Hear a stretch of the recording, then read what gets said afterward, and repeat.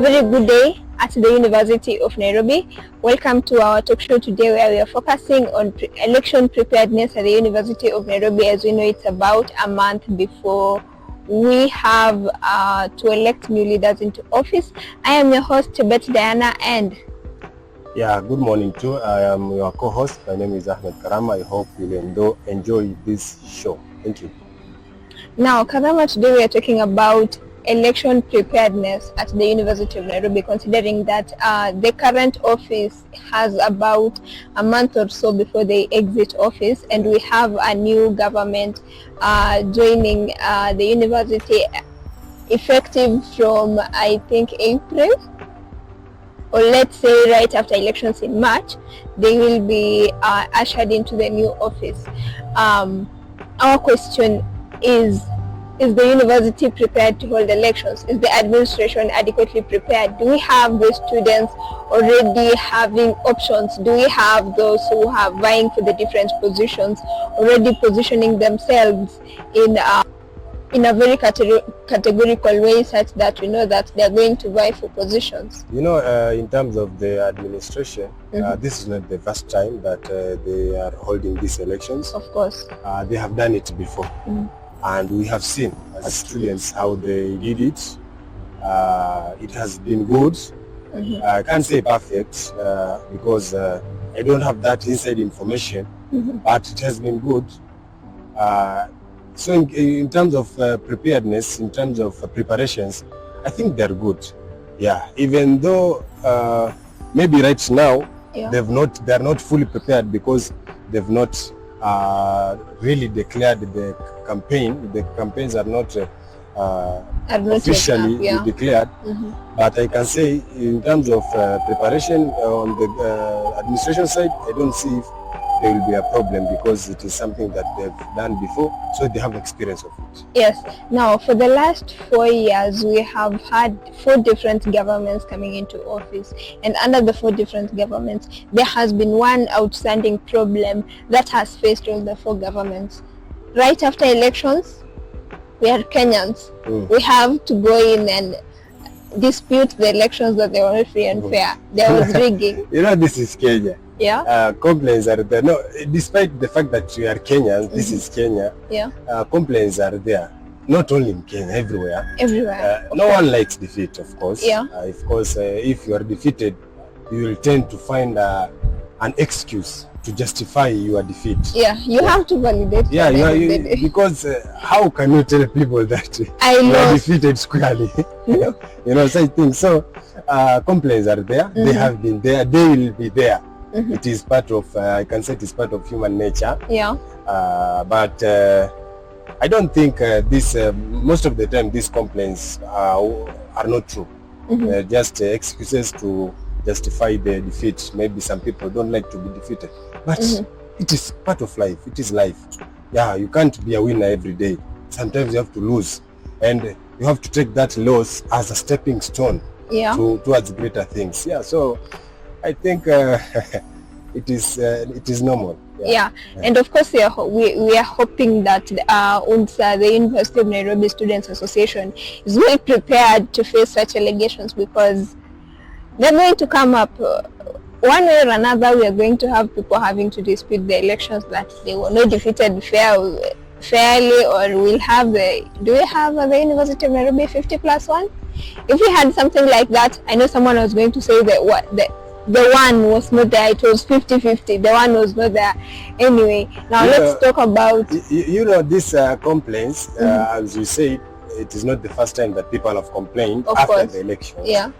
So, and this UNSA and the administration at large, they've managed to tackle them. Yes. So I can say, even if they arise this year, it will not be something new.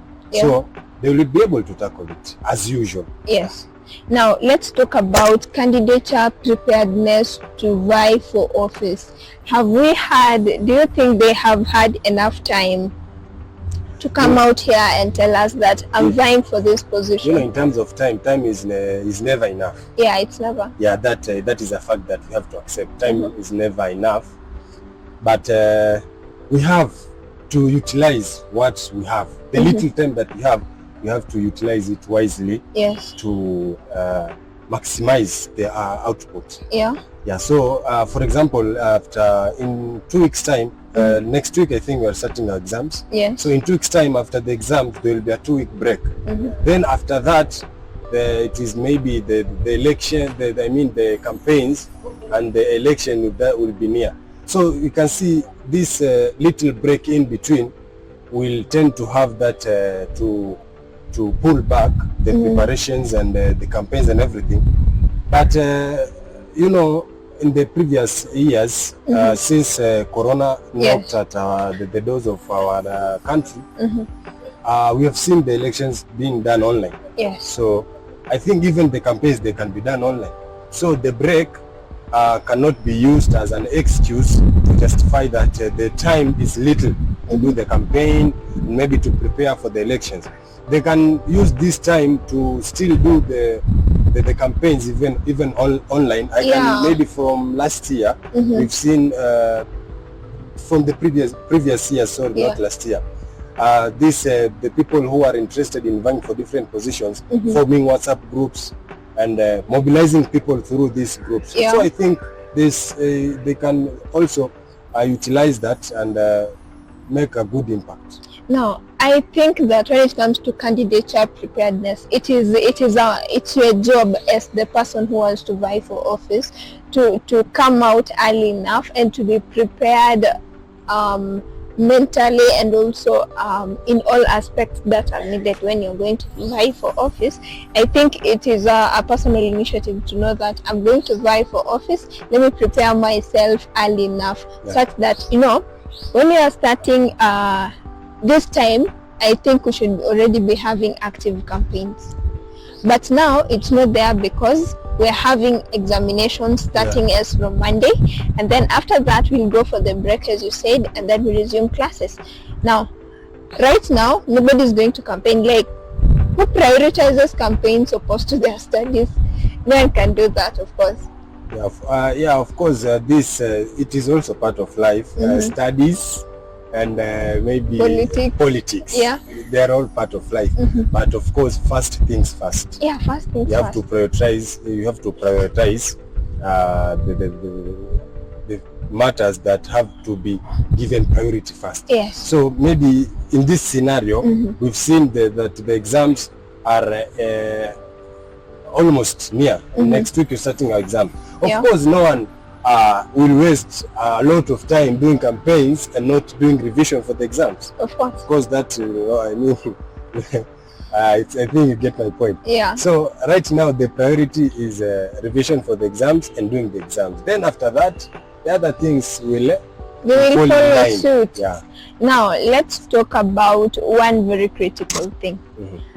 Are the students at the University of Nairobi adequately prepared to come out and vote when called upon? Are they prepared mentally that these are the people that we have in office?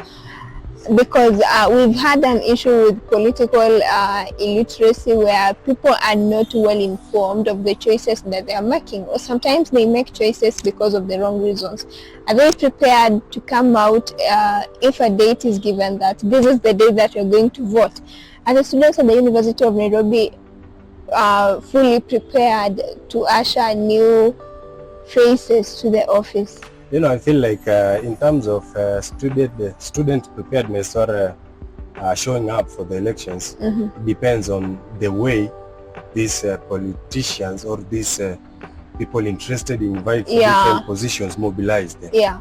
Because if they do good mobilization, they inform these students, they reach out to them, they explain their manifestos well, and if they do this mobilization well, I think the students will show up and do the voting, because it is part of their right to make sure that whoever is getting into office is the right candidate for them, is the right person who can fight for them, who can fight for their rights, who can fight to make sure that their stay in the university is well catered for. So I think that every student has that in mind. So it only depends on the mobilization, how well the mobilization is done, for them to show up and do the voting. In previous years, we can see the students showing up and doing the voting. So I don't think this year will be